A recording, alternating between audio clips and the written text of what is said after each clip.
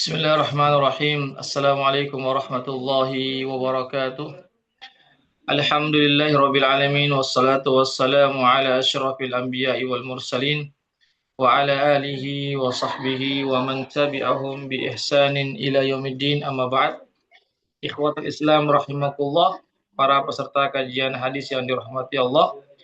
Pertama-tama kita senantiasa memuji Allah Subhanahu wa taala dan bersyukur padanya atas segala limpahan rahmat dan hidayahnya sehingga pada pagi hari ini kita masih diberikan nikmat kesehatan dan kesempatan untuk bertemu kembali di ruang Zoom dalam program kajian hadis.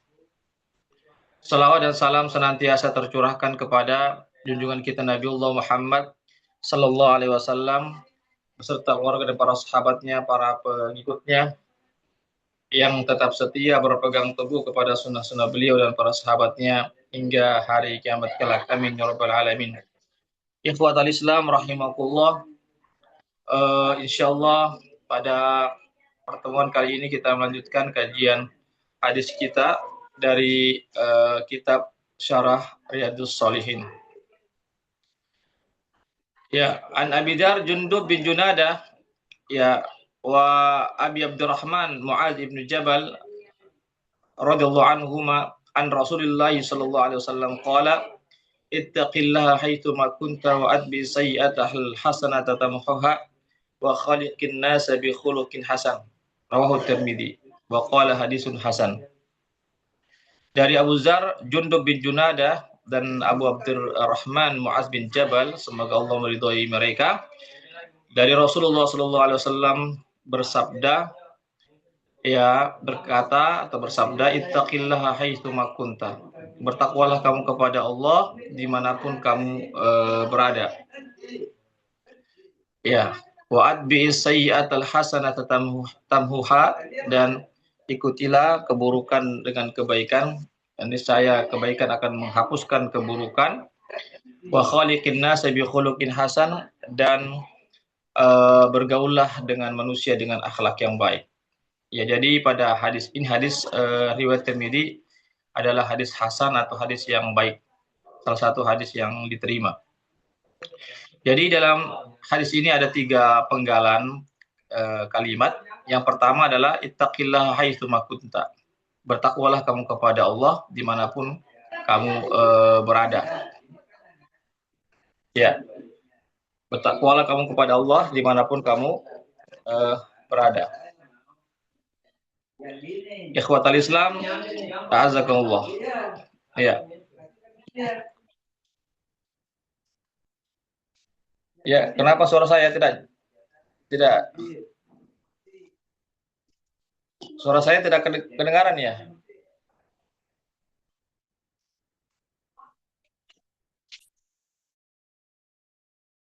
Ustaz. Ya, jelas suara saya. Iya, cuma ada tadi suara yang masuk. Oh iya, Atau dari iya, Ustaz. Iya, syukran Ustaz.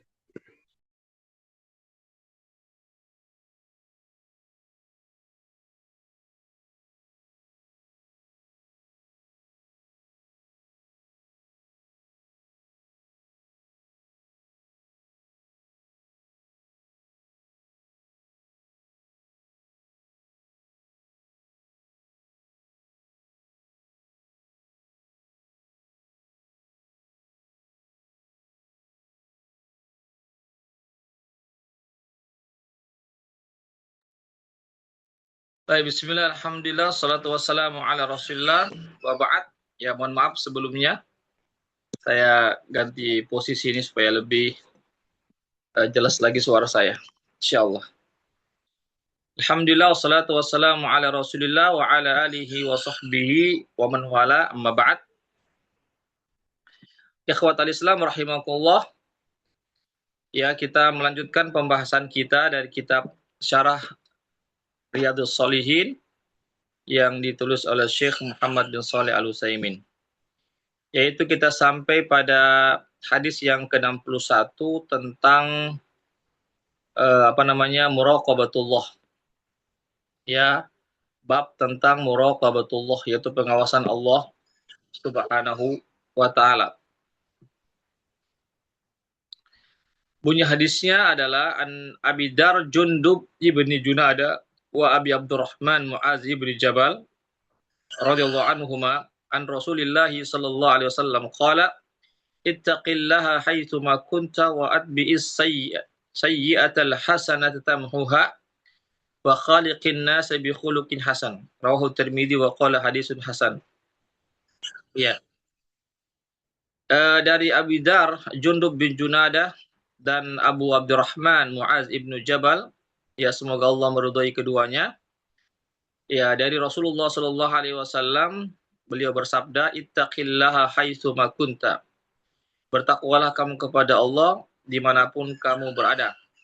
Wa atbi'is sayyi'atal hasanata tamhuha, dan ikutilah perbuatan keburukan dengan kebaikan, niscaya kebaikan akan menghapuskan keburukan itu. Wa khaliqin nasa bi khuluqin hasan, dan bergaullah dengan manusia dengan akhlak yang baik. Ini hadis riwayat Tirmidzi. Beliau berkata ini hadis hasan, hadis yang baik. Ikhwatal Islam, a'azakumullah. Dalam hadis ini ada tiga hal yang beliau atau yang Nabi kita Muhammad sallallahu alaihi wasallam sebutkan dalam hadis ini. Ada tiga penggalan kalimat. Yang pertama adalah ittaqillaha haitsu ma kunta. Bertakwalah kamu kepada Allah dimanapun kamu berada. Ya. Kemudian penggalan yang kedua, sebentar saya akan jelaskan. Penggalan kedua adalah wa'ad bi'is sayyi'atal hasanata tamhuha. Ya, dan ikutilah perbuatan keburukan dengan kebaikan, niscaya kebaikan akan menghapuskan keburukan. Wa khaliqin nasa bi khuluqin hasan. Dan berakhlaklah kepada manusia dengan akhlak yang baik. Ya, ini tiga ini akan kami jelaskan. Penggalan yang pertama adalah Nabi memberikan wasiat kepada sahabatnya, yaitu Abu Dzar dan Muaz bin Jabal. Tapi sekali lagi, ini wasiat meskipun kepada mereka berdua, tetapi ini juga wasiat kepada kita semua. Ya, karena kita dan sahabat juga merupakan umat Rasulullah Shallallahu Alaihi Wasallam. Ya, artinya ini wasiat juga berlaku untuk kita sebagai umat Rasulullah Shallallahu Alaihi Wasallam. Yaitu apa? Wasiat Nabi kepada kita, pada kedua sahabatnya, tentu kepada kita juga, yaitu ittaqillaha haitsu ma kunta. Bertakwalah kamu kepada Allah dimanapun kamu berada. Ya, jadi Nabi menyuruh kita untuk bertakwa kepada Allah dimanapun, bagaimanapun kita, keadaan kita, keberadaan kita dimanapun. Ya, bertakwa kepada Allah itu artinya menjalankan perintah-perintah Allah dan Rasul-Nya dan meninggalkan larangan-larangan Allah dan Rasul-Nya. Itu yang dimaksud dengan bertakwa kepada Allah Subhanahu wa Ta'ala. Ya, ini wasiat Rasulullah Sallallahu Alaihi Wasallam kepada kita sebagai umat Rasulullah Sallallahu Alaihi Wasallam. Ya, jadi menjalankan perintah-perintah Allah dan Rasul-Nya dan meninggalkan larangan-larangan Allah dan Rasul-Nya, ya, ini kita lakukan dimanapun kita berada. Ya, baik dalam keadaan sendirian, dalam keadaan di banyak orang, ya, dimanapun kita berada. Ya, kalau seseorang sudah betul-betul bertakwa kepada Allah Subhanahu wa Ta'ala dimanapun dia berada, maka insya Allah, ya, setiap orang, ya, anggaplah setiap orang-orang beriman demikian semua keadaannya, maka insya Allah sebuah negeri itu akan aman. Ya. Kenapa? Karena setiap orang menyadari bahwasanya dia sedang diawasi oleh Allah, sedang diperhatikan, sedang dilihat, diketahui oleh Allah Subhanahu wa Ta'ala. Sehingga dia pun ketika berbuat maka dia pun berupaya untuk tidak melanggar syariat Allah. Bagaimanapun keadaannya, dimanapun dia. Ya ini kalau seseorang sudah betul-betul ya dia menyadari bahwasanya dia sedang diawasi oleh Allah Subhanahu wa taala. Ini yang kita inginkan. Ya, kita lihat ya fenomena yang terjadi, ya banyaknya perbuatan-perbuatan kemaksiatan, misalnya kemungkaran yang terjadi, ya banyaknya pelanggaran-pelanggaran yang terjadi, pelanggaran-pelanggaran agama yang terjadi, banyaknya kerusakan-kerusakan sosial, kejahatan-kejahatan yang terjadi dan seterusnya, banyaknya perintah-perintah Allah yang dilanggar, yang tidak dijalankan. Itu karena apa? Itu karena itu belum ada ketakwaan pada diri seseorang. Ya, kalau sekiranya seorang muslim betul-betul bertakwa kepada Allah dan dimanapun dia berada, maka insya Allah ya kemaksiatan itu akan hilang.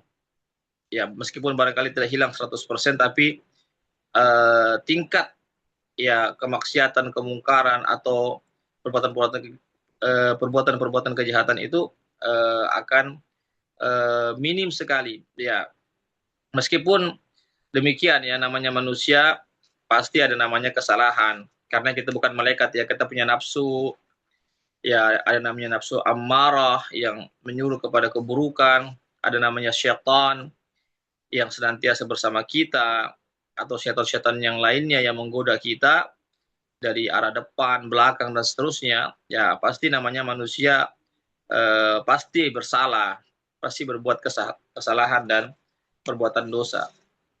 Ya tapi kita berupaya untuk menekan kita punya hawa nafsu, ya kita mengendalikan nafsu kita sehingga nafsu kita ini tunduk kepada aturan Allah dan Rasulnya. Yaitu ya bukan berarti kita pasrah saja begitu saja dengan keadaan, artinya kita tidak mau melakukan perbaikan-perbaikan terhadap diri kita.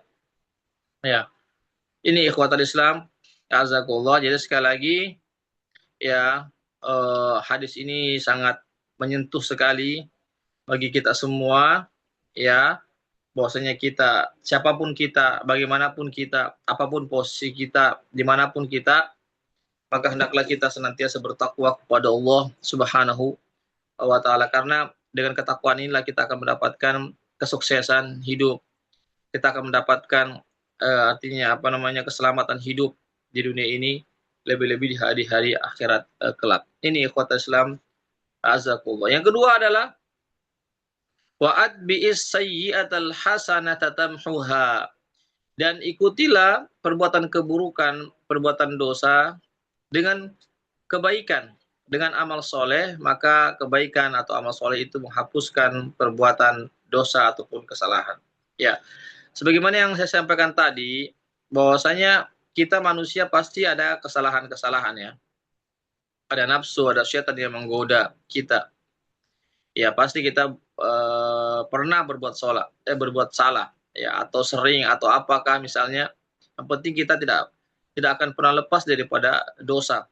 Oleh karena itulah sehingga ada namanya istighfar, ada namanya muhasabah, ada namanya introspeksi diri, ada namanya permohonan ampun kepada Allah, ada namanya penyesalan, ada namanya kembali kepada Allah, ada namanya tobat dan seterusnya. Ya, karena apa? Karena itulah manusia. Ya, kita bukanlah malaikat yang tidak pernah berbuat salah, pasti kita berbuat salah. Ya. Tapi kesalahan yang kita lakukan ini kan jangan kita biarkan. Jangan kita merasa senang dalam perbuatan dosa dan kesalahan. Justru kita sebagai seorang muslim mengakui tatkala kita berbuat dosa, kita akui kesalahan kita dan segera kita memperbaiki diri dengan bertobat kepada Allah, beristighfar dan bertobat kepada Allah Subhanahu wa taala. Maka insyaallah dengan tobat itu Allah menghapuskan dosa-dosa yang kita lakukan. Ya, ini ikhwatul Islam, azakullah. Dengan tobat, dengan penyesalan, maka Allah Subhanahu wa taala akan menghapuskan dosa-dosa kita. Ya. Ini ikhwatul Islam, azakullah. Ya, tentu kita ingin mendapatkan ampunan dari Allah Subhanahu wa taala, karena yang berhak memasuki surga Allah Subhanahu wa taala kelak nanti pada hari akhirat hanyalah orang-orang yang telah diampunkan seluruh dosa-dosanya oleh Allah Subhanahu wa taala. Ya, kita tidak tahu ya seberapa dosa seberapa dosa besar yang sudah kita lakukan. Seberapa banyak dosa yang kita lakukan, kesalahan yang kita lakukan, dosa besar misalnya atau dosa kecil, ya. Oleh karena itulah kita tidak pernah berputus asa untuk senantiasa kembali kepada Allah, untuk senantiasa memohon ampun dan bertobat kepada Allah Subhanahu wa taala. Karena Allah Subhanahu wa taala Maha Pengampun, lagi Maha Penerima tobat, ya. Sebagaimana firman Allah dalam Al-Qur'an, "Wa tubu ilallahi jami'a ayyuhal mu'minun la'allakum tuflihun." Ya, hendaklah kalian semuanya bertobat kepada Allah, wahai orang-orang beriman, agar kalian menjadi orang-orang yang beruntung. Ya, jadi dalam ayat ini sangat jelas sekali bahwasanya Allah memerintahkan kita untuk bertobat, untuk kembali kepada Allah Subhanahu wa taala jika kita ingin menjadi orang-orang yang beriman. Ya, jika kita ingin menjadi orang-orang yang beruntung di dunia ini, lebih di hari akhirat, maka tidak ada jalan lain karena kita banyak dosa, kesalahan, maka segera kita mohon ampun kepada Allah, karena Allah Subhanahu wa taala Maha Pengampun, Maha Penerima tobat, dan orang yang bertobat itulah orang yang akan mendapatkan keberuntungan, kesuksesan, keselamatan di dunia ini, lebih-lebih di hari akhirat kelak. Begitu juga di samping kita melakukan namanya tobat atas dosa yang kita lakukan, artinya segera bertobat, juga kita memperbanyak amal-amal soleh yang lainnya. Ya, amal-amal soleh lainnya juga dapat menghapuskan dosa-dosa kita. Ya, jangan kita pernah ada perasaan menyerang, perasaan pesimis dalam hidup, atau mengatakan sulit dosaku diampunkan, terlalu banyak dosaku saya lakukan. Ini adalah persangka-persangkaan yang harus kita hilangkan. Ya, disebutkan dalam hadis qudsi, yakni Allah mengatakan, ana inda dhanni abdi, saya tergantung persangkaan hambaku. Ya, kalau kita berpersangka baik kepada Allah, maksudnya Allah akan mengampunkan, menerima segala tobat-tobat kita dan ampunan kita, insyaallah Allah akan menerima tobat, ya, dan permohonan ampun kita kepada Allah. Oleh karena itu perbaikilah kita punya baik sangka kita kepada Allah Subhanahu wa taala. Jangan pernah kita berputus asa untuk berdoa, untuk senantiasa berharap, dan juga kita harus punya rasa takut akan dosa-dosa yang kita lakukan, rasa takut atas yaitu terhadap apa yang kita lakukan dari perbuatan kemungkaran ataupun kejahatan ataupun dosa. Kita takut, ya, karena Allah Subhanahu wa taala, ya, juga adalah yang Maha Perkasa, Maha Berkuasa. Oleh karena itu kita sebagai hambanya, maka hendaklah kita senantiasa mengintrospeksi diri kita, berdoa kepada Allah agar kita diampunkan dosa-dosa kita oleh Allah Subhanahu wa taala. Kemudian yang terakhir adalah wa khaliqin nas bi khuluqin hasan. Hendaklah kalian bergaul dengan orang lain dengan akhlak yang baik. Ini hablum minan nas, ya. Adapun tadi itu penggalan pertama dan kedua itu hablum minallah. Hubungan kita dengan Allah itu harus baik, harus lancar, tidak boleh terputus. Yang kedua, ya, ada juga yang disebut dengan hablum minan nas, hubungan kita dengan manusia, khususnya kepada kaum muslimin sebagai saudara kita seiman. Jadi hablum minan nas juga ini tidak boleh diindahkan, tidak boleh diabaikan. Ya, karena tidak sempurna iman kita kepada Allah kalau kita tidak memperbaiki akhlak kita atau muamalah kita dengan orang lain. Ini ikhwatul Islam azakallah. Jadi ada namanya ibadah itu antara kita dengan Allah, yang kedua adanya namanya muamalah. Muamalah itu hubungan kita dengan manusia, jual beli, pinjam meminjam, persahabatan, tetangga, teman, saudara. Ini juga harus kita perbaiki, kita jalin dengan dengan memiliki akhlak-akhlak yang indah. Ya, bahkan disebutkan dalam hadis Nabi bahwasanya Nabi bersabda akmalul mu'minina imanan ahsanuhum khuluqa. Orang mukmin yang paling sempurna imannya kata Nabi adalah orang yang paling baik akhlaknya. Bukan orang yang paling banyak ibadahnya, bukan orang yang paling banyak perbuatan ini dan itu ya, tapi orang yang paling baik akhlaknya. Akhlak bisa berupa harta, kita membantu orang-orang fakir miskin. Akhlak juga bisa berupa kata-kata, perkataan, nasihat-nasihat, kita nasihati orang untuk berbuat kebaikan dan seterusnya. Ya, perbuatan kebaikan juga bisa berupa apa namanya tenaga, ya tenaga. Jadi adanya harta, ada namanya nasihat-nasihat agama melalui lisan-lisan kita. Yang kedua adalah melalui anggota tubuh kita, yaitu apa kita eh, membantu orang. Ya, kita punya fisik yang kuat, tangan, kaki, ya, yang kita badan kita fisik kita kuat ini kita gunakan untuk membantu orang. Ini ikhwatul Islam azakullah. Ya. Jadi sekali lagi jangan kita melakukan ya interaksi dengan orang lain dengan cara-cara yang kasar, cara-cara yang tidak baik. Ya coba kenapa Nabi cepat diterima dakwanya? Karena akhlak beliau. Oleh karena itulah sehingga Allah mengatakan dalam Al-Qur'an surah apa namanya?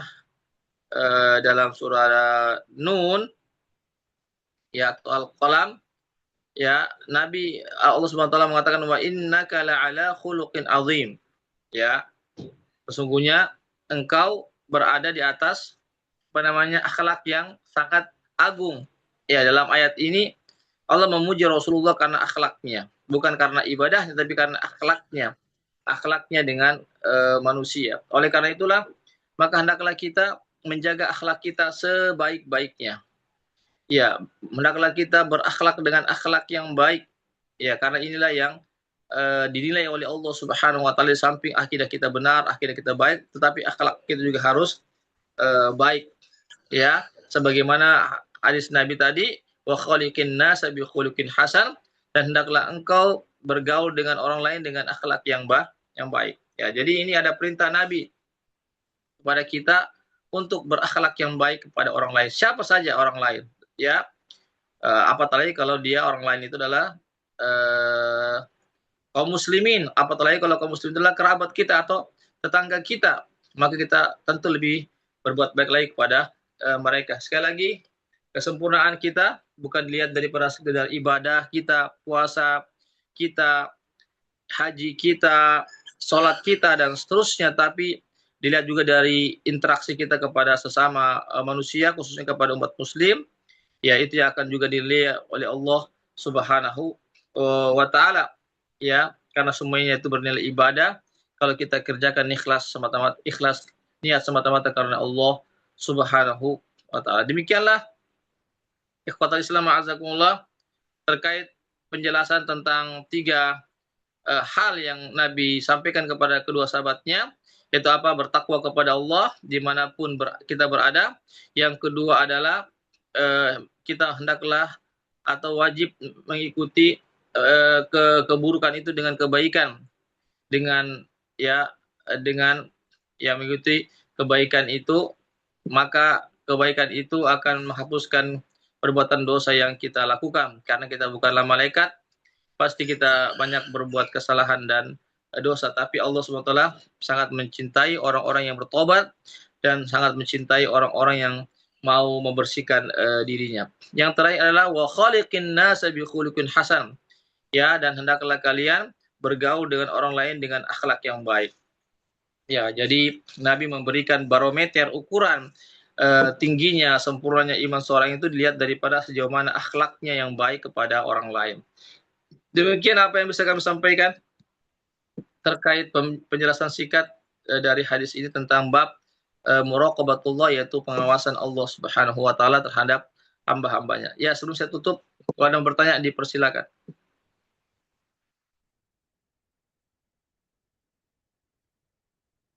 Silakan kalau bertanya tentang masalah ini.